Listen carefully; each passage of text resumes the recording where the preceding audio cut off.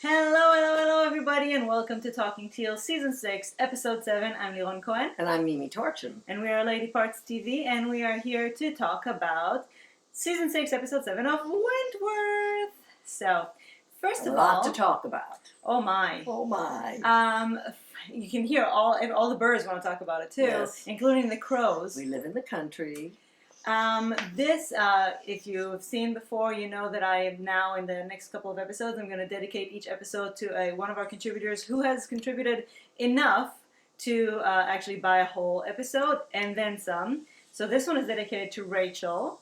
And also we had a fabulous personal podcast with Rachel this week. It really was great. Rachel really, really has her finger on the pulse of Wentworth, I'll tell you. And she emailed me later saying, well, I don't know if I have anything else to add, and then she wrote some brilliant stuff. Mm-hmm. So if you haven't listened to it yet, listen to these cicadas. Oh my God. It's not the 17-year mark. Every year. But every year. Well, I mean, I think that there must be different... Yeah. periods where someone has been there 17 years. Right. Anyway, so if you haven't listened to our podcast with Rachel, some other insights that probably are not going to come up in this vlog, so go back and listen to it. It's on our podcast. You can access it through our website, ladypartstv.com. Just click on the podcast tab. She really knows what she's talking about. And it's also, our podcast is also on iTunes and Spreaker and a whole host of other websites. So check it out, because we have a weekly podcast that you might enjoy. Also, if you want to get your own personal podcast or vlog with us, there are perks available right here. And just for this weekend, so it ends Monday, 8 a.m. our time, so in less than 24 hours, you can get your personal podcast, whatever personal perk you want to get, for 20% off. It's our flash sale that's probably not going to happen again until the end of the season. So take advantage of it now, even if you want to use it later in the season. Mm-hmm. And if you have contributed to our main campaign that was to have a whole TT season, then and you have a perk that gives you a discount, you will get a double discount. Right. So you're getting an even bigger reward with that. It's not like those things where they say 50% off, sale items excluded. Exactly. So go right now and get your personal perk with us. All right. The Edge. Shall we begin? Yes. Written by Pete McTighe. You all know who he is. Pete. Wow. And directed by, as far as I can tell, a new Wentworth director, Sean Davies, who is also a woman. S-I-A-N. Yes. Great job for a first-time director of Wentworth. Yeah, I was going to say, I'm sure she's not a first-time director. No, but on Wentworth. Yeah, I mean, I think nobody does their maiden voyage as a director on Wentworth. Not, yes. So, it was called The Edge, and it can be interpreted... I wonder why. Well, actually, so I was, obviously, because Sonia went off the edge, but also, spoiler, but also as Rachel... pointed out, they kept us at the edge of our seat. The edge of our seats. Because really, there were so many twists and turns in that episode, and I love that they created an intricate web of so many different stories woven together. All leading up to a fabulous climax. Which really, I think Pete is kind of the master of it at Wentworth. If I always love to look at John Ridley as really the master of dialogue on Wentworth, then Pete to me is the master of... He's the puzzle. Yes. Yeah. He's exactly. the puzzle maker, and eventually those pieces fit together to make a stunning picture. It was a fantastic episode. We always watch them a second time for the vlog, but this one especially, I saw so many things that I didn't see in the first one. Yes, and we missed the first time. We went, oh! I think because the first time I was so like... riveted, yes. There was so much... There was so much suspense. You couldn't hone in on the small details. The big picture was so riveting. What the hell is she doing? She's playing with something. It's one of her toys. We have cats. We have birds. We have... She's playing with a toy I've never heard before. So I think we have to start with talking about Sonia. Hi, Sonia. For the last time. So let's start at the very beginning. And because it's Sonia and not Joan, it probably is the last time. Although Sonia has come back sort of from the dead once before, too. I do actually want to have a little bit of a discussion about it at some point, because I have a question for you as a soap expert. All right. But before we get there, let's start at the very beginning with the feather. Now, a few of you have had, and we know everything in Wentworth is there for a reason. Symbolic of something. So a few of you had possible guesses as to what it could have what it could have meant, including Sarah, who said the black feather. A possible interpretation is: what if the black feather is a sign of her downfall, a bird who has lost her feathers and incapable of flight? To be more specific, Sonia's inability to fly off the roof and survive. Morbid, but that's Or Wentworth to for you. flee, to fly out of prison. Right, 2 days to getting out, 1 day to die. Also, Boomer telling Liz the 3 ways she can get on the roof, the last one being flapping her wings and flying up there. And then I don't know if it's symbolic of anything, but remember the crow that they all nursed, or the raven that they It nursed wasn't to a help. raven, I don't think. I thought it was a different bird. I think it was The a little, Doreen, I thought it was a little black bird. It was a smaller You've seen bird. it 500 times. You tell us. I Yeah. think it was. I don't think it was a crow. But I'll tell you what. I googled it.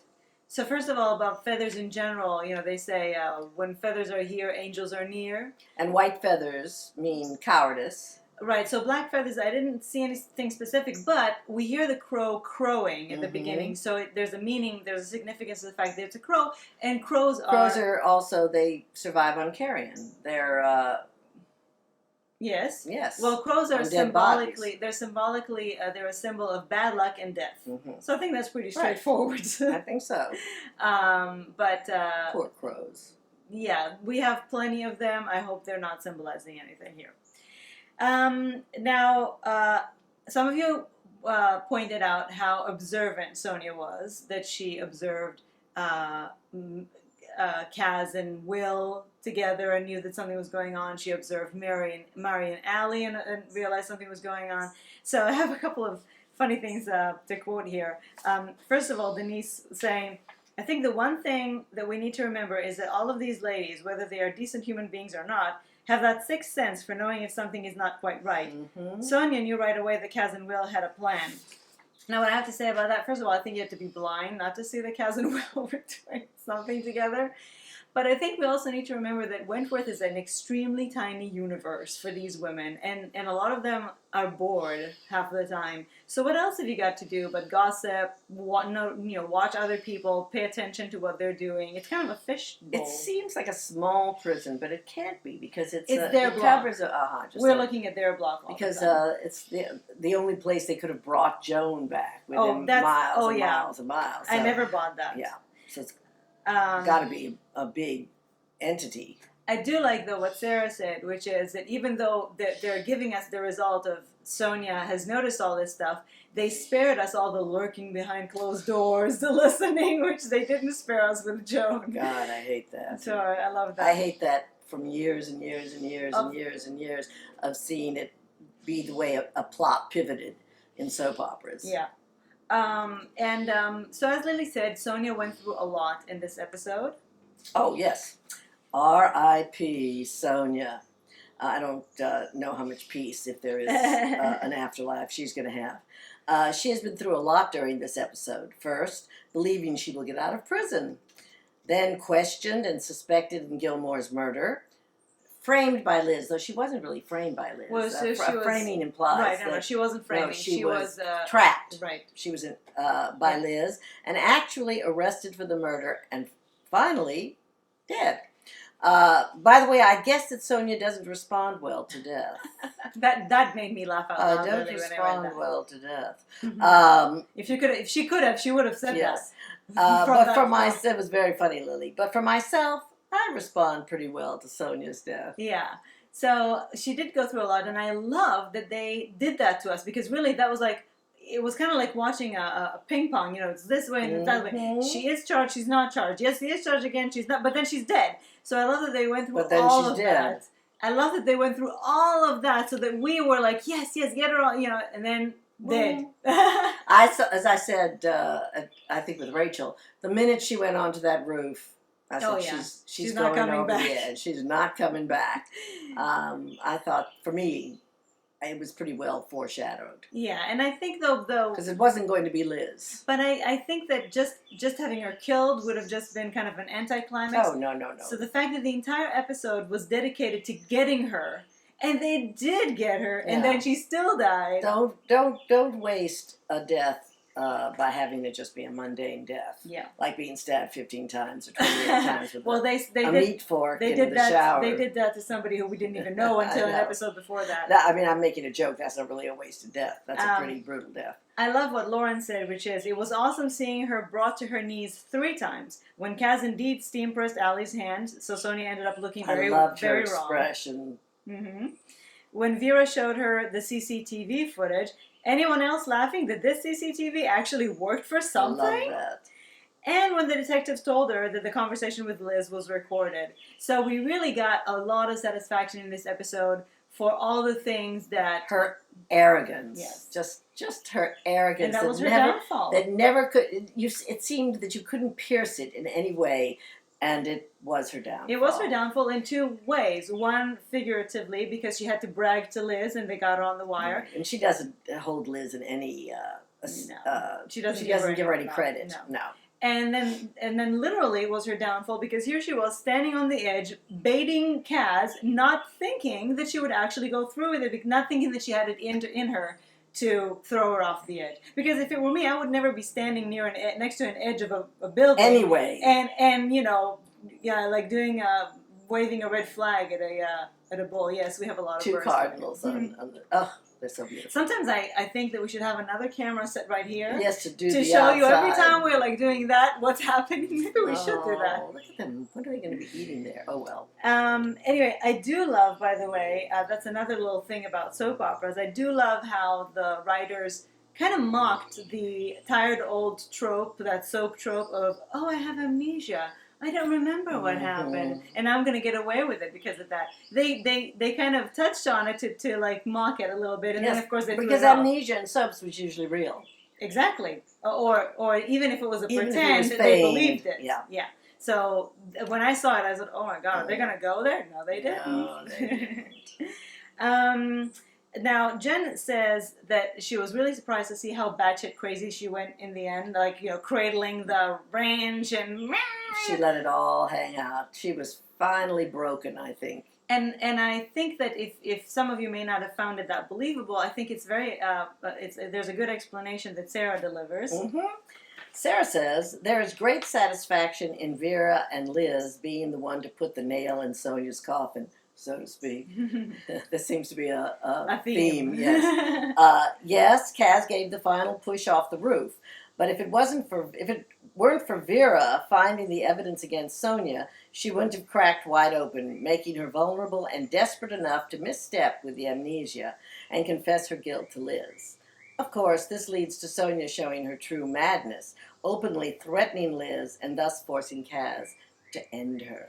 Well, I think what's important to remember is that, and you can hear it in our conversation with Liz when she brags, that the thing that she likes more than anything is control. Control. And when you see her lying there after they told her that they caught her on the wire, fuming on the inside, the feeling of not being in control is just something that is driving her crazy, literally. Bested, because she's never bested in her mind. And that's what literally made, just pushed her over the edge of mentally. I also think that, I don't know this firsthand, of course, but I think that sociopaths spend a great deal of energy maintaining a sane facade. Mm-hmm.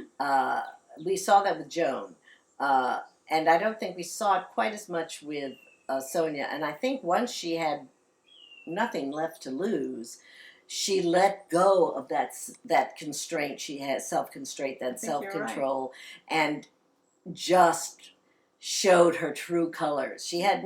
There was no reason anymore to pretend to be anything other than the crazy bitch she was, because there was nowhere for her to go. That sounds about right. Yeah.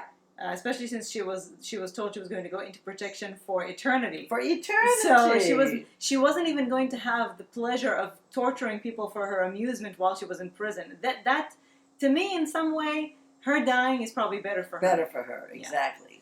Yeah. She would have just lost her mind. Is it my imagination? Or there's more foggy again. I just don't know what there is to do. It doesn't look foggy outside, though. It doesn't look foggy at all. It has to do with the temperature of the inside as opposed to the outside. Well, we tried the AC last time, and it didn't help either, so... Yeah, it helped a little. I don't know, guys. Okay, so by the end of the episode, and I just want to say before that, the little thing that we also talked about with Rachel that we didn't find was believable was the fact that Spike only punched her once. Yes, once with those brass knuckles. What was the point of that? I guess she didn't want to go back and maybe she didn't want to go back in the slot. She was for sure going to kill her. I thought so too. It didn't make any sense to me. I would have really liked, even though I can kind of make up for it in my imagination, but I would have really liked, and I don't think it would have added that much longer to the duration of the episode. Just that one, like an officer coming in, separating them, and her saying, "I'll get you later," or something like that. That's all I would have needed to make that feel better for me. One punch in the face. It's nothing. She killed a girlfriend with a meat fork. 20 some odd times. But by the end of the episode, you were all ready for Sonia to be dead. I am going to miss her, though. She had tortured Liz. She now hurt Allie. She didn't even, show enough respect for Boomer in her final moments there. No, she went too far. So you were all ready for her to die. But I think it's important to remember that she was a fabulous character. Yes, she was. And she actually did quite a bit on Wentworth. And Rachel provides us with a sort of like a eulogy for Sonia. Very sweet of you, Rachel. Rachel says that Sonia has provided two of our most beloved characters with their own storylines, Boomer and Liz. These two are no longer relegated to the back seat thanks to Sonia. We have seen Boomer bloom with the workshop, and Liz is no longer the doting mother figure she has been in seasons past. Now, I just have to put my own 2 cents in this, which is Liz has had many stories over the years. Liz has had her own story of alcoholism, which was very prominent, and Liz was integral to Bee's escape, and she got the gun for her, and she ended up back in prison. Liz was not just always, shall I be mother, pouring the tea. Liz has had much storyline, but it seems in the last year or two, she has been a little backburnered because there have been so many characters. But I think that also this allowed her to show sides of her that it would be strength. hard to know, and strength and cunning and not madness. Well, when that scene in the shower, decline. that nervous breakdown she had in the shower. Yes, and we saw her do that with last year. Also, the Boomer does. And that's what I'm saying. And we saw her, being kind of in love or at least smitten with Don. So they gave her a lot of range. They did. Now, Rachel says that we were never meant to like Sonia. She was arrogant, dismissive, and deadly, but she was also charming, and she really was charming, and she was funny. When she first appeared in season 4, we were never quite sure if she was guilty or not.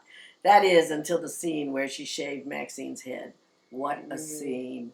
What a Chills. scene. Oh my God. From that moment, we knew what she really was. We just didn't know how much of an impact she would have. Season 5 revealed how awful Sonia really was. We learned the backstory, and when Sonia is brought back to the prison, we knew Liz was in mortal danger. When Liz stepped up and protected herself, our perception of Liz's warm, motherly nature changed.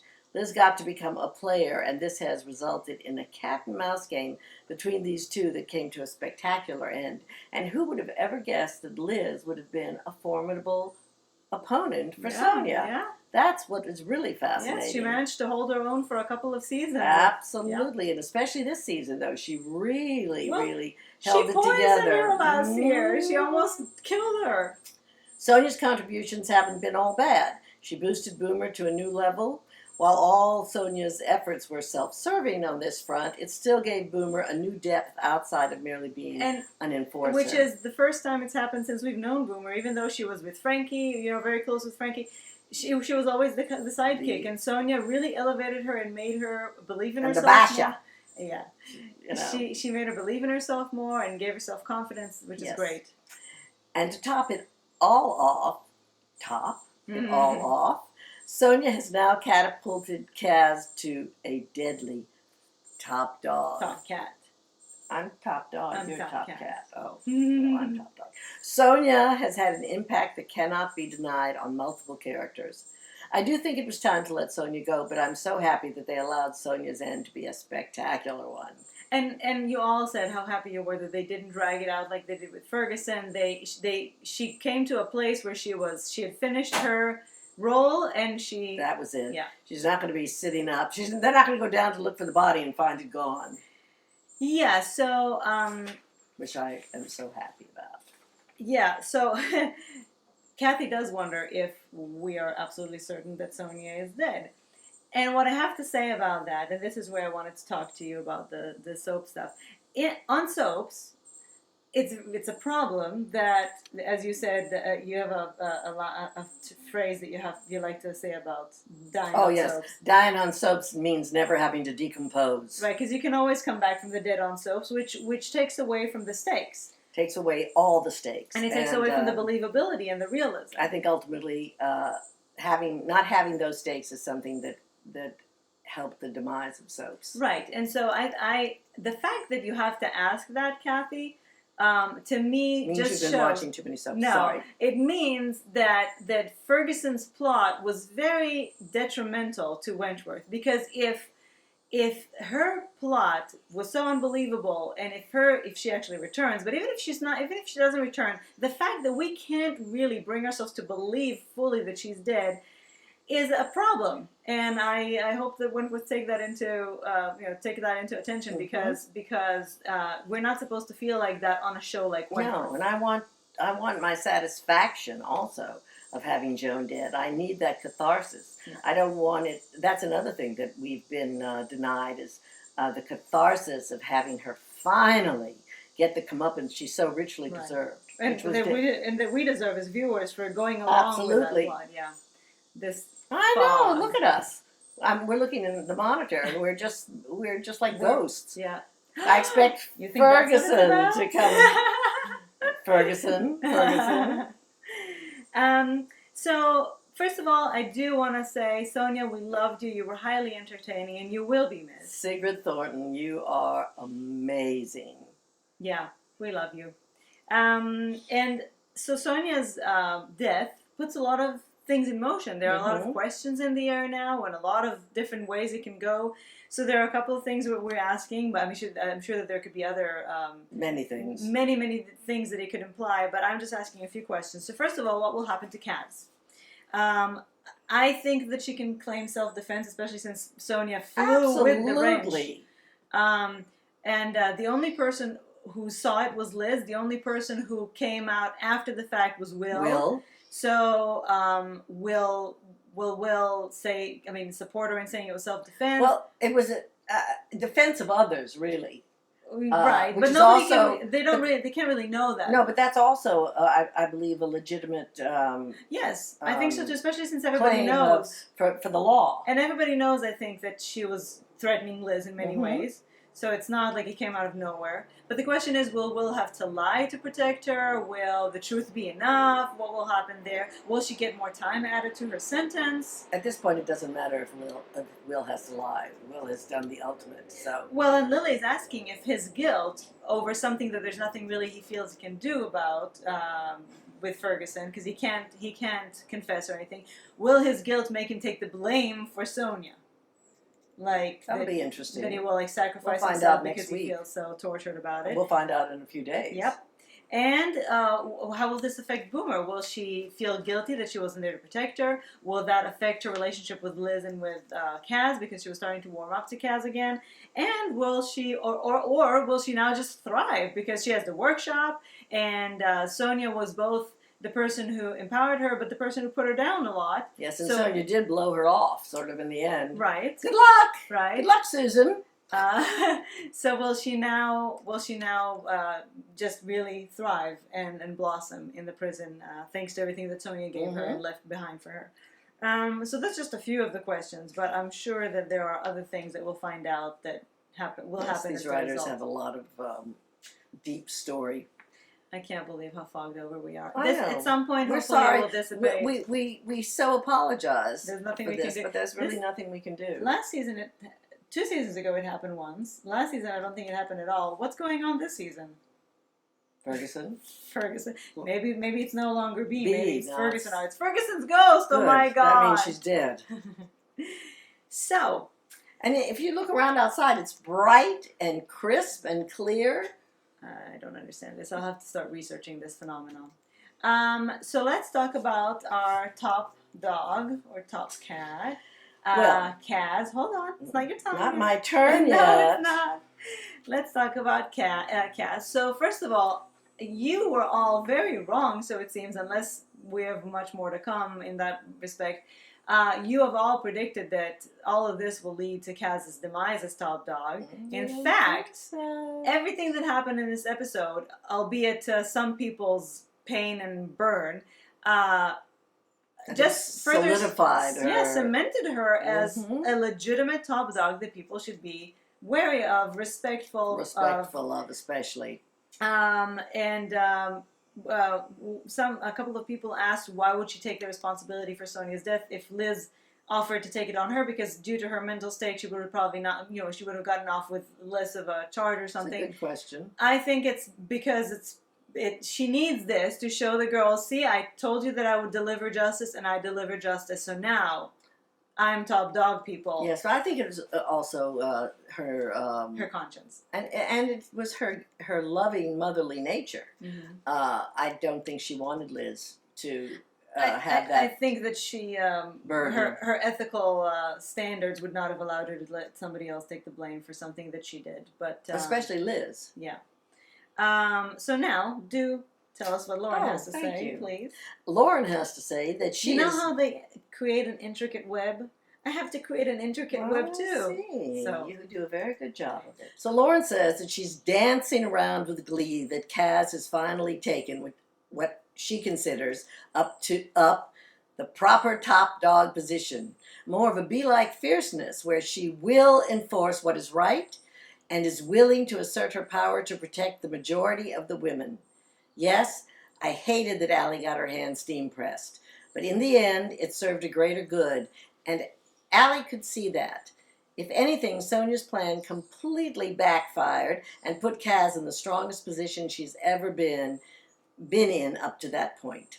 Of course, the whole Will not coming to the rescue served many purposes. 1, drive a wedge between him and Kaz in terms of trust. 2, there was an even greater need for the power workmen to be in the prison and on the roof. 3, Kaz had to steam press the hand of the one woman she really loves, and thus prove to everyone her standards are the same for all, no exceptions, no favorites. 4, despite Allie knowing Kaz had no other choice than to steam press her hand, it is bound to drive a little wedge in between them. The first crack was Mary saying Allie saw everything through Kaz's eyes. Now Kaz has hurt Allie when she said she would never do that.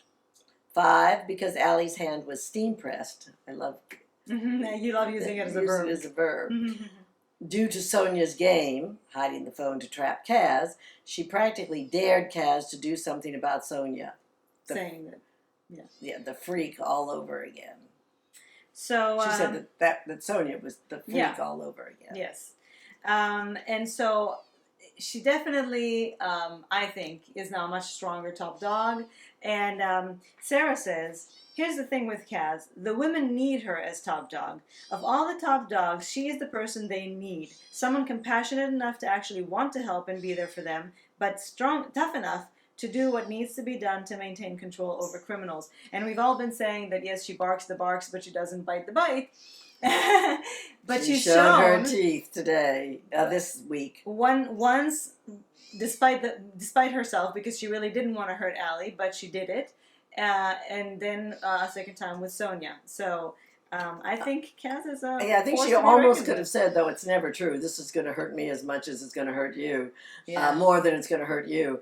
I think that was sort of a feeling she had, but of course, not really. Well, I think also that the most important thing in this episode, I mean, to balance out the fact that she did show that she can do what needs to be done, is the beautiful relationship between her and Liz, how protective she is, how caring and nurturing and maternal. And I think that this is why we're wearing our top dog and cat shirts in honor of Kaz, because I do think that she is a fantastic person, and she's certainly the best top dog that this prison has ever had. And Tammy McIntosh is just a phenomenally subtle and magnificent actress. Just the things that were going on in her face while she was trying to hold out for Will's interference, realizing that there was nowhere for her to go, especially with Sonia taunting her. The the pain, internal pain, you could see that she had to do this, and yet maintaining the top dog stance, the power. Tammy is a wonderful actress, and she can go from one extreme to the next with such fluidity and blend them too. Yes, she's just. I think she's so good. She's one of those actors that's so good that you don't realize how good she is. Who could be risk being underrated because it's so subtle and so exactly flawless. Yeah, I love her, and I think that she's really coming through this episode. Again, now that we have B and Frankie out, then Kaz has more space to fill, and I'm loving to grow that. Yeah, and to expand to fit that space. And so let's talk about Liz now, because this was a big episode for Liz. And first of all, so now it seems like they've confirmed the early onset dementia diagnosis. And we've talked about it in the podcast with Rachel, saying, at least I expressed that I am not sure that it's actually going to end up being that. I agree. Because to me, just saying, oh, all your symptoms fit, well, there are so many symptoms. What about a brain scan? You do need a differential. You do need to look at all the other diagnoses that the symptoms could fit, and then say, how do we rule them out? So, and you do need to give her a brain scan, or a CAT scan, or an MRI, or something. So Lily, who again is in the health profession, and thank you, Lily, you know how much I love this stuff, has given us the whole list of tests and possible other diagnoses that it could be that you need to rule out. So you can't just use a questionnaire to get a diagnosis. You have to exclude all the differential diagnoses before saying it's dementia, because it can be something totally different and treatable. At least you need to draw blood for analysis to exclude, I'm sorry if I'm butchering this, hyponatremia, when the concentration of sodium in your blood is abnormally low. I googled that. Some infection or some other toxin. You get a head CT scan to exclude a tumor, an abscess, or bleeding. Absolutely. To me, that is numero uno. You do an MRI to be sure there's no sign of stroke. You can do a lumbar puncture to be sure that there's no meningitis. That's so mean. Maybe do an EEG to exclude some kind of epilepsy. It could also be several episodes of transient global amnesia. See a lot of other possibilities which are treatable. So I think, knowing the Wentworth writers, that it's still going to turn out to be something else. However, Diana wrote, because we already raised this possibility that it would end up being something not as terrible as dementia, she responded to that by saying, I think every person who has or has had a family member with dementia would find that suggestion really distressing. And I'm assuming what suggestion? That it will turn out not to be dementia. I'm assuming that what she means is that the possibility that somebody's been diagnosed with dementia, but you can still have this sliver of hope that maybe it's not, is very confusing to people and to families who are dealing with this, to throw them off like that and say, well, just because you were diagnosed doesn't mean it's actually dementia. Well, I think in real life, people go tests through a lot are made. Right. These not all of them. I think a lumbar puncture is a little bit far to go, but I think at the very least, a CAT scan and an MRI.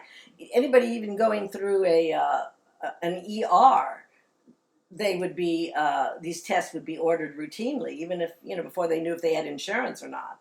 I know this is a prison, and maybe they don't want to spend that kind of money, but nevertheless. Well, this is a prison, and they may not want to spend that money, or this is a show, and they want to just be able to, to surprise us. Yes, well, I'm just thinking of it in a realistic term, not, I know, but not a dramatic license term. But Wentworth has been taking a lot of dramatic license of late. As well, they're entitled to. See, to me, I would have thought that he would have said, well, the questionnaire leads me to think that we should do further testing because you are showing signs of possibly dementia, but we want to rule out other things first. But there's definitely something going on. There's definitely something going on. And he could have, given her that, you mean I've got something wrong with but me? I think that they didn't want us to have that. I think that they want us to go that route so that they can surprise us later. Yes, but we're a very smart audience. We're so sophisticated. We question things. Yes. And we know a thing or two. And especially because we've seen a thing or two. collectively, we really know a thing or two.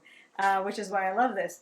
But there are a couple of other possibilities to what could be happening with Liz.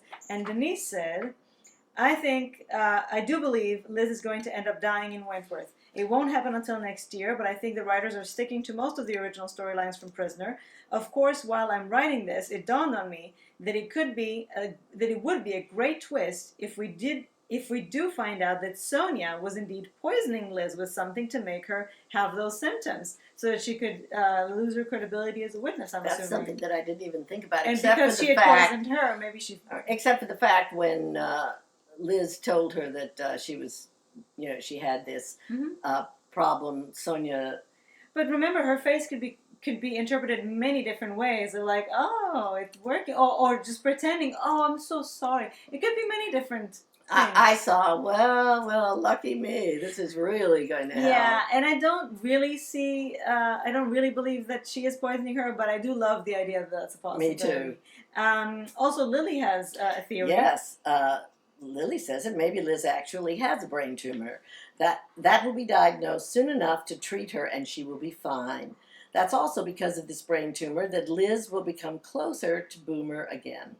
We could see lately that Boomer doesn't seem to believe that Liz has dementia. She seems to think that Liz is faking it. But when Boomer learns that Liz has a brain tumor, she'll realize that it's real and a serious disease that can kill Liz. She'll be afraid to lose her friend, and she's going to support Liz during this hard time. I'm just hoping it's something treatable, and Me I'm too. hoping that she can bounce back from it. Now, I loved the line that she said, I have a disease, I'm not crazy. Right. Because it's something that I think so many of us can relate to. I know that when I was diagnosed with Crohn's after many years of being misdiagnosed and saying that it was psychosomatic or all sorts of things, and I remember feeling, the first thing I felt was so much relief. Finally, we have a diagnosis. And it took me a couple of beats to say, oh, wait a second, but this diagnosis sucks. And now having to deal with that. But at first, this, it's okay. There is something there. They're not saying I'm making this up or something's, I'm crazy. Well, they did the same thing with Boomer. Exactly, right. It's not Fetal my alcohol fault. syndrome. It's not my I'm just fault. not a dumbass. Yeah. I have something happen to me. Yeah, I love that because I think so many of us could relate. And because it was heartbreaking just to hear her say that. Realizing, even if you can't relate to it from your own experience, realizing how tormented she's been, that she would be relieved to be diagnosed with dementia before she realizes what that actually means. Yes, it means whatever it is she thought she was losing her mind, she is losing her mind. Yeah, in a different way though, in a way that makes her feel not as guilty. And not as I don't know why. Because people think of mental conditions as things that they should be ashamed of or things that they should be able to control, things that are more like, this is my fault, rather than having an organic disease. What a lot of people don't understand is that mental illness is also an organic disease, but that's because of stereotype and misconceptions for, decades and decades. And decades and decades and decades. So this episode really, Celia Ireland showed us so much range. As she always has. Just to go through a few of the many, many things that she did to us in this episode. First of all, she broke our hearts when she got diagnosed. Then she broke our hearts when she was confused about the bald guy confusing him for Dawn, and we could see it in action, her disease in action. Then she showed us what a badass she can be when she trapped Sonia with that wire. Then she made us laugh doing the outside the window and smirking at her. Then she showed us that actually she can put up a fight. She can have some good moves. She's a good ducker. She can be a badass. And then of course we loved her so much for wanting to take the blame on herself and not have Kaz go through whatever it means. Especially because Kaz did come to her aid. Right. She came to rescue her. So she really, really, Celia Ireland is such a wonderful actress. Oh my God. And Liz, I think, again, thanks to her whole plot with Sonia, really got to show a lot of sides to herself that I think otherwise we wouldn't have gotten. So yeah, but again, as I said, I think Liz has been a very fascinating character throughout. Yes, but again, we saw her in certain capacities. It's been in positions of weakness. Mm-hmm. Here we were able to see her in some positions of strength, which I really liked. Which is why also, even though I understand that going through dementia would show another aspect of what she can do, Celia and Liz. I just don't want them to take away our she is a wonderful character. I don't want them to take that away from us. Well, it's a hard thing to watch, but I think she'll be brilliant doing it. Oh, for sure. And but even if she has something, even if she has episode. something else that they eventually can cure, we're still going to see quite a bit of decline, I think, before this is, maybe she'll start having headaches. Well, now that Sonia is gone and her stress level will be lessened, maybe that will help. Yes. Definitely, because stress really, with both Alzheimer's and dementia, which I'm still not exactly sure what the difference is. But anyway. And by the way, speaking of which, Lauren asked, the whole seeing Dawn thing was really weird and awkward. Does dementia do this to people? Do they see actual different people in front of them? I thought they just didn't recognize people they did know. So what you're thinking about, I think, is more Alzheimer's. But when she saw the guy head, like straight on, she realized, oh, you're not Dawn. Mm-hmm. So it's not like she was hallucinating. So I Googled it, and it said, people with dementia are often thought to be hallucinating when in fact they are making a mistake about what they have seen.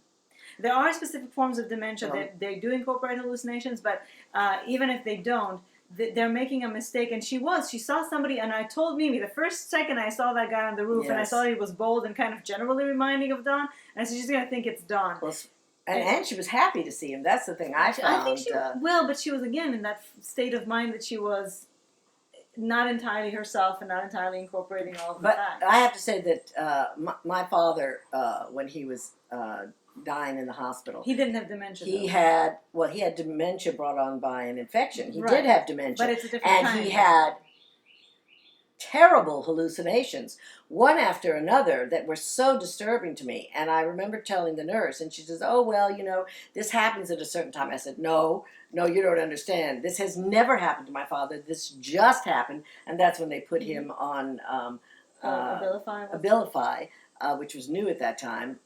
And that was that. And now that you're saying that, makes me think about my grandmother, who at some point her kidneys were failing, and because she wasn't filtering her blood properly, she was having auditory hallucinations and other things, which makes me think of yet another thing. It could be so many different things that are causing this confusion and this.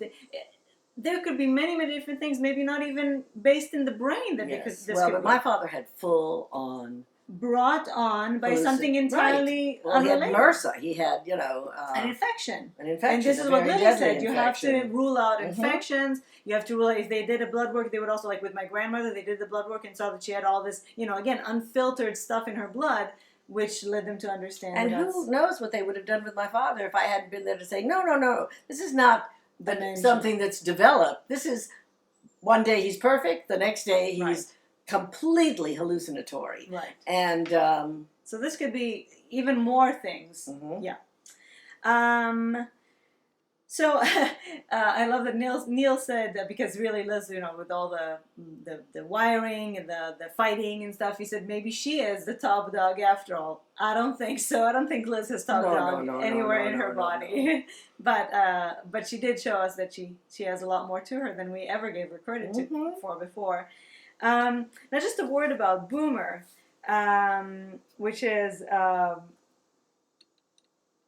we didn't have a lot of Boomer in this episode, but it set up a lot of potential storylines for Boomer now that Sonia's gone, and again with her relationship with Kaz and with Liz and all these other things. I just want to say one thing that she did that made me, those are the kind of the little details that really get me excited. When Allie walks up to the steam press and put her hand on it, and you see Boomer covering, pulling her sleeves over her hands to protect the memory of what had happened to her. And I don't know if I missed that the first time. Yeah, no, I saw it the first time, and I saw it the second time again. And I don't know if that's something that was in the script or something that the director told her to do, or just something that Katrina did. As somebody who has inhabited Boomer for all these years, instinctively said, you know what, she's going to cringe at the thought of the memory of what it felt like, and she's going to do something. It was very subtle and very powerful. Mm-hmm. So brilliant.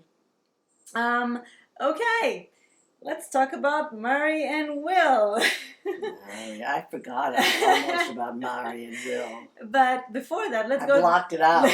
Let's go to the subcategory of Will and Ferguson, because it is very much related. So Will is popping pills.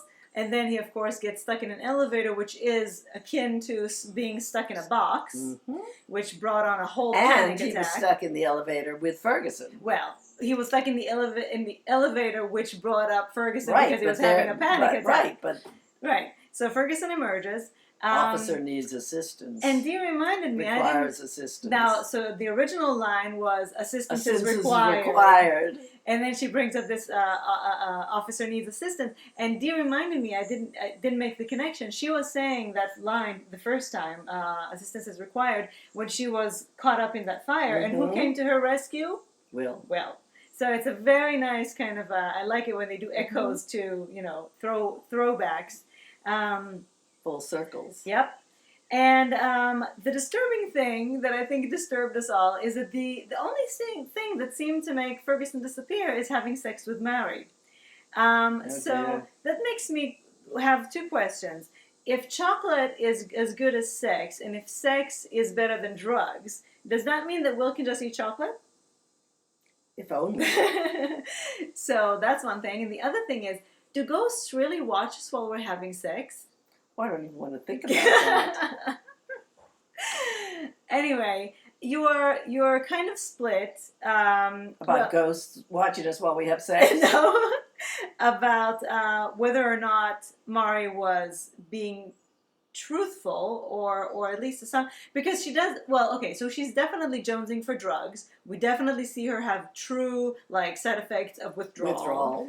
We see how desperate she is because she actually goes to Costa for drugs, and she knows what kind of drugs those are, and she puts herself in a position of neediness for Costa, right? And, by the way, being in that withdrawal state can also cause emotions to be extremely heightened. So that could partly explain why she was having this, a breakdown in front of Will. But I don't know. We're kind of split on, was that breakdown real? Or was she just using it to manipulate him? Was she just pretending to have this whole breakdown to manipulate Will? Well, that's the thing that's so fascinating about Mari. Is that she's a very good actress. Yeah. I mean, Susie Porter aside, who is an excellent Mari actress. herself. Mari is a very good actress. She's not like Sonia, where everything was put on. She appears to have real emotions and really things that are going on. So it's very hard to distinguish the truth from something that she's doing to affect something. You know what I wonder? I wonder if, and if anybody out there knows, then please let me know. Yes, I know we finally are in the clear, literally. If maybe she's not a psychopath or a sociopath, maybe this is a case of narcissism. Because she appears to have emotion, she just doesn't mind using that emotion to full effect to manipulate whoever she wants. And don't forget, she really didn't want Allie to get hurt. Yeah, no, I think she has emotion. I don't think that she's a full-blown sociopath or psychopath. Maybe she could be a narcissist. This could be a case of narcissism. I wonder if, I could go on to the DSM and she could just be, the criteria, but if you're not a cagey bitch who knows how to manipulate people to get what she wants. But what I mean is, if we're trying to decide... she's not a good person, but I think that she does feel things. I think if we're trying to decide if some of this... I think that a lot of what she says is real, but I think she just uses it. And she heightens it, and she doles out whatever she thinks the person needs to hear, though it's all rooted in truth, and that is her most lethal weapon. She's very believable. Yes, that is her most lethal weapon, is that she's totally believable. Because she doesn't really have to feign anything, she just has to be strategic about it. And when she has that breakdown, I totally believe that also the fact that she's been using drugs all these years and now it's maybe getting out of hand is because of what happened with Danny. We know that it's really, really been hard for her, that she spent all those years avoiding prison and then, just lashed out at this doctor. Obviously, this has brought out a lot of emotions from her that have never happened before. Yes, and the fact that she did do something that was going to put her in prison because she couldn't help herself. Yes. That shows also just how much she loved her boy. Yes, and I think that the fact also that we know that she constantly she's trying to get Zara to find more information on who killed her son. I think that not only is the death of her son on its own a problem, but the fact that she has this rage against somebody who doesn't did know it. who it is. And she obviously also feels guilty that he was the one who got hurt because of Right. her. And this probably also could be one of the reasons that she really didn't want Allie to get hurt. She didn't want somebody else, who also, by the way, ties in with her son, to get hurt because of her. So I think she has a lot of humanity in her, but she also knows how to. She doesn't have a problem manipulating people for whatever. No, even the people she loves. Mm-hmm. Now, Jen said what maybe a lot of you felt when it was happening, which is, ew, ew, ew, ew, That's ew, what I said. Can't Yes. unsee it. First of all, part of me thinks she's playing him. Second of all, what the fuck, Will? Third of all, I don't like Mari, I don't trust her, and I think she's a very sick person who will use anyone around her to get what she wants at any given time. I do wonder... But remember, this is prison. You have to do a lot of things to survive in prison. But I think that she's used so many people through so much of her life. We know that she's capable of doing anything for her own ends. I totally would not put it past her to do anything, but what I do find weird is that Will, to begin with, took her to the boiler room. I thought that was weird, and Lauren said that she found the whole scene was very out of character for Will, though, pills and his completely different state of mind could explain it. I think that it was sort of just kind of another act of, I think it was a way of him to sort of let off. It was a desperate act of this pressure that's building in him. It was almost just a release. Yeah, Lauren says that though, if she can't feel like she could ever forgive him for that, then why should Kaz? Exactly. And I think that's the key. Although he doesn't have sex with Kaz. No, but this is a betrayal because Kaz warned him many times to not believe Mari, and now Mari will have an edge on him. She'll have an advantage. Something over him. And we know that she's going to find a way to accidentally make Kaz aware of what had happened. I don't even know if it'll be accidentally. Oh, I'm so being facetious. Oh. But do tell us what Lily has to say. Lily has to say, first of all, was this escapade with Will a one-time thing, or is it going to last? Is Mary going to use that against Will to get whatever she wants? Is she going to tell Kaz, just to piss her off? Then is Kaz going to seek revenge on Will or Mary? Now that Allie and Mary seem close again, is she going to tell Allie that Mary slept with Will to break them apart? Lots of the answers to these and other questions will or will not be answered to be continued. Episodes. But again, this episode sets up a lot of questions. It's going to propel a lot of different storylines. I think so. And since we're on the topic of Allie, which is another, I see this whole thing as a Rubik's Cube. There are so many different elements that you kind of. So let's talk about Allie. Okay, so Allie and Ruby as a part of the package, it seems. So first of all, she took it like a woman. She even told Kaz, you need to do this, do it, just do it, which was very brave of her, very understanding. But at the same time, as understanding as she is mentally of the situation, she still couldn't look Kaz in the eye at the beginning because there's going to be a resentment there that she can't even control, which is an emotional response. Exactly. Almost a physical response. Now, will this send her into Mari's arms?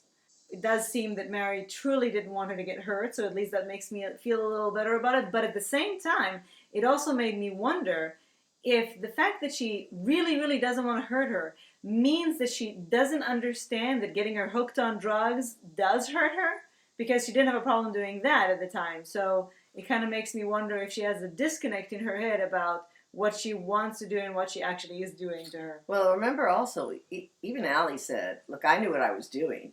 You didn't put the needle in my arm. It's true. That's true. She was young and she was impressionable. But Mari did tell her you weren't supposed to get hooked on it. You were supposed to be... Right. So she obviously didn't introduce her to it. The way she uses it, to heighten sex. She was too young to just think that she could introduce her to it and she could just, make up decisions in a mature way. But she did obviously treat her kind of like an adult. She was her lover, not her mother, as she likes to say. Does this also mean, will it facilitate her going back to drugs? because we see that she's asking for painkillers, which are of course essential right now because it's immense pain. Exactly, she's in terrible pain. But it could be for an addict a gateway to going on a path. Many addicts don't accept painkillers because they know what it can do to them, but I just can't imagine how Allie could get through this third-degree burn like that. But Rachel has something to say about it because we did talk about it on the podcast, and I said that I wouldn't want to see her going on the drug route again because we've seen that already. We know what it looks like. I would really like a different story this time. Well, now, this is starting off with Rachel saying, I think you're right. Who does she think is right about? Oh, you. Yes. We've seen Hi, Allie before. That's why I included it. I like hearing it. Say it again. Well, this is Rachel. This isn't me. I know, but you're... Oh! We've seen Hi, Allie before, and we don't want to see it again. It would be most interesting to see Mary try to tempt Allie with drugs and then have Allie lay down the law that she could never be with someone who uses. That's a nice fantasy. Yes. Let's hope so. With Mary's manipulative nature, she would do her best to convince Allie she was done with the drugs and then have Allie discover Mary's betrayal. This would set up some really interesting scenarios. Yeah, that would be cool. There's so many possibilities. So now Allie and Ruby... It's interesting because I'm kind of starting to see it more now. Now that we like Ruby more because at the beginning we only saw the, kind of cocky, Now we're seeing her with Boomer. We're seeing how wonderful she's been with Allie. Mm-hmm. We see some humor and other things. So now when they have that little thing about chocolate and sex, and obviously Ruby is heavy on the flirting, and we had some other kind of little hints like get a room, Dykes, and things like that. So we know that Ruby is interested. I'm still not sure that Allie is there. But I still don't see the chemistry either. Well, now I kind of see it a little more now. I see it as a great bestie situation. Well, Ruby is definitely feeling more than that. Yes, Ruby is definitely feeling more than that. So we'll see if this will be a case of Allie having to let her down and then Ruby acting out because of it. Many things are possible. Yes. So you're all kind of, part of you are saying, well, now I kind of see it, and part of you are saying, no, still don't see it. But Diana said something interesting. She said, now that I'm convinced the chemistry is there, the writers will also let me down if they back away from the potential intimate relationship between Allie and Ruby. Homophobia is deeply ingrained in the culture of our indigenous people. I can't recall a film or a TV show that depicted a homosexual relationship involving a white person and an Aboriginal person. So in that respect, there is groundbreaking material to do if they do go in that direction. Diana also, by the way, points out, because we all saw the new nurse, and many of us had high expectations of a new nurse. Immediately when I saw her, I said, no, she's way too young for Allie, and this is not going to... She's cute, though. She's very cute, but I don't see them being together. Diana says that according to the actress who played the nurse, according to her IMDb page, she has already been in Wentworth in one capacity or another. Interesting. Maybe playing a nurse in a previous season. I think, or at least I hope, that she's just a placeholder until they get she's like a temp until they get somebody regular. Because I really would like the nurse to have substance, to have a storyline, to be involved with what's going on in the prison. I don't want it to be just another plot device. And she should. Yeah. In most prison dramas, the doctors and the nurses are very prominent in the storylines. Because we do see, again, in this episode, how the nurse is being used as a facilitator of a Sonia gets to go out and do whatever she wants because the nurse was, dumb or unprofessional or having sex. No, not in this case. No, Sonia was on the floor, she comes, she picks her up, and says, I'll go get the doctor. Right. So, yeah. They should get some training if you're working in the prison. You're not just a caring, compassionate nurse. You have to also be, constantly suspicious of these people. On the ball. Yes. On the alert. Now, next episode, according to Lauren, is called Lovers and Fighters. And Lauren thinks that is when we're going to find out who Allie's new love interest will be. And she assumes that the fighters will be Will and Kaz. Or it could be boxing. That was my first thought. Very, very clever. We haven't seen the last of the boxing. We know that. But some of you, I think nobody except Denise actually heard or saw the thing about Allie's love interest, which makes her think that she hasn't been on the show yet. But time will tell. We're running out of time. I know. Can you believe it? We're running out of time, period, because the show that only has one more season left. Unless your campaign. I hope you're still working hard at it. Jen also says still that she's very upset that Allie is still really just kind of being attached to other people's storylines and not having anything of her own to really sink her teeth into. Now, speaking of Ruby, Rita tells her to stay away from Mari, and she's being very scary when she says it. Yes. And we see Ruby like, oh, okay. So I'm wondering if this is like a shift in the dynamics of I still think it's her protective nature. Yes, but Ruby was listening to her as opposed to previous times. She respected what she said. She kind of was afraid of her, and she backed off. So I wonder if there's going to be... Well, now that she's helping to train and everything, they're right, we haven't been seeing that. They're getting closer. But we do see a new side of Rita, like that she can... I mean, actually, we did see it before when she punched the wall so that she could take the blame for Ruby, that she has a fierceness in her, and it came out again with the same kind of expression. I love her. I love that fierceness. Now, Rita is now going to need to find a new way to spy on Mari now that the phone is out, so it will be interesting to see how she will do that. And just to mention a little something, because we really didn't get much of Rita and Drago this episode, and that's fine because I'm sure it says there's a little bit of Drago goes a long way. Exactly. Did somebody say something about that? Yes. Mari. Oh, right. Damn, you just ruined it. I thought you were echoing that. Oh, now you ruined it. No, but I knew I heard it somewhere. So, but Dee has an interesting observation / theory about that scene between the three of them. Go for it. Oh, yes. Sorry. Hello. When Mari, Rita, and Drago talk about finding the rat, and one suggests that it may be through Costa, I notice something interesting. Rita says, and maybe the Russians are spying on her, too sarcastically. There has been a theme in the last few episodes related to current events, especially current events in our country.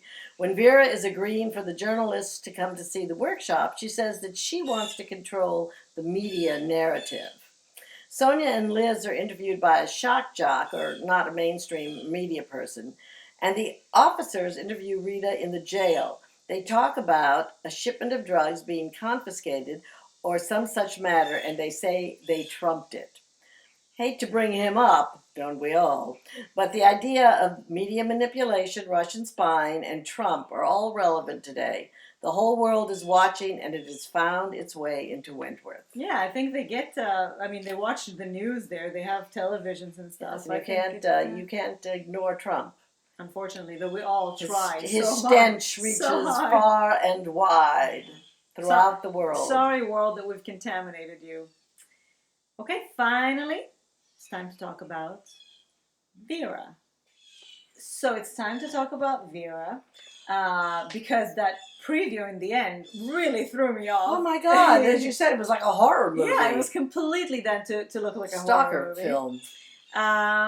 So first of all, I am happy that even if Sonia died in the end, I'm happy that Vera got to get her before she died, even if only for Vera's morale, to realize that she did the work and she got her and she won a little fight. Right, and I hope she gets credit for it with the authorities. Well, getting credit for it with the authorities, another person just died under her watch. I understand, but it was a person who was a very bad person. It doesn't matter. That's true. How is she going to explain another death on her watch? It's true. That was pretty... You're absolutely right. That was a very dumb statement on my part. I really don't see how Wentworth, as in like the show, how they can justify Vera staying governor after all this. I would have expected for her to be removed already, and if not before, then she should be at least put in some sort of investigative something or other. No matter how much good PR she got with the workshop, or as Sonia likes to call it, the workshop, I don't see how they can just be okay with another person dying in prison. It's too many in a very short amount of time. In a very short amount of time. What are you looking at? I'm looking at a squirrel sitting on the outdoor shower. Oh, having a little rest, having a little scratch. So now we need another camera over there too? Oh my God, it's everywhere. So now we've all been talking about the pips. And The Pips. silly little me, I've forgotten about how Ferguson has told Vera probably multiple times that she was going to come for that shiny crown on her lapel or whatever it's called. Is it lapel? No, this is the lapel. What is this? The epaulets, the shoulders, yeah. So Neil says, and many of you have said, that this is a sign that Ferguson was coming back. The preview certainly wants for us to think that. All I can say is, both for OCD reasons and because it just doesn't make sense, she wouldn't be muddied at this point, I don't think. No, it doesn't seem, but who knows? She's out running around, and honestly, the shoes didn't look big enough for a man's foot, but I think Ferguson has a big size foot too. So I think that the mud was supposed to like conjure up. Oh, she just came out of the grave, digging herself up from the mud, but she would have done it weeks ago, not now. Yes. If she had stayed under all this time and now she managed to climb up, then no, she would have been dead by now. By now, oh yes, quite dead. Now Rachel, which I didn't think about at all, Rachel in the podcast said that she thought it was Jake trying to mess with Vera. I don't know if there's reason to believe that he would have heard Ferguson tell her that she was coming for that, shiny crown. But also he was part of Ferguson's life at that time. She may have told him that. He was doing a lot of her dirty work. Yes, so she may have told him that in one of the conversations, or maybe Vera mentioned it to him when they were close. So I think it is possible, though I hate the idea, but I don't see what other option there is, except Lauren says, remember Mike Panisi? Sometimes it comes out of nowhere. Sometimes it's like somebody that we've never seen before, don't care about, just because they have a storyline in mind, which I actually think would be a mistake, because we saw how terrible the Mike Panisi storyline was. Everything is working, so maybe they could make something like this work, too. I don't suppose it would be Frankie. Well, why would Vera have a stalker? Well, unless this is not a stalker, unless it's somebody who has no mean intentions, but has to be sneaky about it, and Vera is just scared. Because maybe it's Frankie. Why would it be Frankie though? What does she need from Vera? Oh no, Frankie's free. Yeah, Frankie's gone. Frankie's done. Frankie's off in some blissful place with. Well, and remember, editing is key, especially for previews. Especially for previews. Vera looking under the bed is something that she does every night anyway, as we know. So they definitely made the preview look like a horror film, but that might be misleading. I wonder if she's going to find something under the bed one day. At some point. Yes. Maybe a little kitten. That would be nice for Vera, but I have a feeling that's not what it's going to be. Kittens don't wear shoes. Puss in Boots. They wear mittens. That's true. No, Kathy says she thinks the last shot of the whole season is going to be an empty grave. I don't know about that, but I'm more concerned about episode 9, which is called Shallow Grave, which might be the episode where they find the grave, and it's either empty or they finally find her dead, and then they need to go investigate what happened. Please, time will tell. So that pretty much covers everything that went down and then this some. episode, and it went down like a few stories down. Way down. But it was an exciting episode. It was a great episode. Again, these webs that they weave together is one of Wentworth's expertise. So that was a very rewarding episode and a very, I think, satisfying to everyone. Even though we lost a character that was quite a lively addition to the canvas. Yeah, it was time. I know, I'll miss her, but at the same time, I loved her. But I loved her less and less. Which is what they were doing. Time went, they were making us want her dead, so that we wouldn't resent them like B. No, we've never resented not them us, like but B. a lot of you have. No, but I think it was a good resolution. It set up so many things, so many potentials. It elevated some characters. That we love and want to be elevated. It hurt some others. Yes. So and we have to see who's going to get blamed, what's going to happen. There's a lot of things. 8, 9, 10, 11, 12. There are only 5 more episodes. I can't believe it. It's gone by so quickly. I'm so happy we are, having the chance to do this all together. It's making this season a much more rewarding experience. Don't forget, if you want to have your personal podcast or vlog with us for Talking Teal, then there is a Talking Teal flash sale going on right now, but it will end Monday, August 6th at 8 a.m. our time, Eastern time. So go get your discount now. and we would love to chat with as many of you as possible. And for now, we will see you next week. Yes. Bye-bye. Bye.